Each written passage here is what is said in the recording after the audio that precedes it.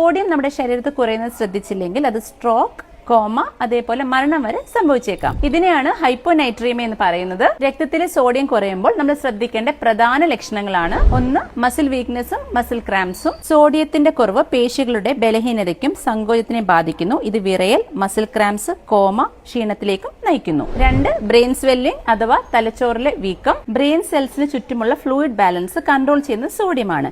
ഇതിന്റെ കുറവ് brain swelling ഉണ്ടാക്കുകയും സോഡിയത്തിന്റെ ലെവൽ 120 മില്ലി ഇക്വലന്റ് പെർ ലിറ്ററിൽ താഴെ പോയാൽ സിവിയർ കേസുകളിൽ ഇത് അപസ്മാരം, കോമ അല്ലെങ്കിൽ മരണം വരെ സംഭവിച്ചേക്കാം. മൂന്ന്, തലവേദന, കൺഫ്യൂഷൻ, മയക്കം. സോഡിയം കുറയുന്നത് മാനസിക വ്യക്തതയെ ബാധിക്കുകയും ഇത് ചികിത്സിച്ചില്ലെങ്കിൽ ഇത് ഡെലീരിയം ഓർ ഹാലൂസിനേഷൻ വരെ എത്തിച്ചേക്കാം. നാല്, പ്രായമുള്ളവരിൽ വീഴ്ചയ്ക്കുള്ള സാധ്യത. പ്രായമുള്ളവരിൽ സോഡിയം കുറഞ്ഞ് ശ്രദ്ധിച്ചില്ലെങ്കിൽ തലകറക്കം, ബലക്കുറവ് മൂലം വീഴ്ചയ്ക്ക് കാരണമാവുകയും ഇത് ഒടിവുകൾക്കും തലയ്ക്ക് പരിക്കു വരാൻ സാധ്യത ഉണ്ടാക്കുകയും ചെയ്യുന്നു. അഞ്ച്, കാർഡിയാക് ആൻഡ് റെസ്പിറേറ്ററി ഫെയിലിയേഴ്സ്. കൂടുതലായി സോഡിയം കുറയുന്നത് ഹൃദയത്തിന്റെയും ശ്വാസകോശത്തിന്റെയും പ്രവർത്തനത്തിന് തടസ്സപ്പെടുത്തുന്നു. ഇതിന്റെ സൊല്യൂഷൻസ് ഞാൻ ഡിസ്ക്രിപ്ഷനിൽ കൊടുക്കുന്നുണ്ട്. ഈ ഒരു വീഡിയോ നിങ്ങളുടെ ഫാമിലിക്കും ഫ്രണ്ട്സിനും ഷെയർ ചെയ്യുക. താങ്ക്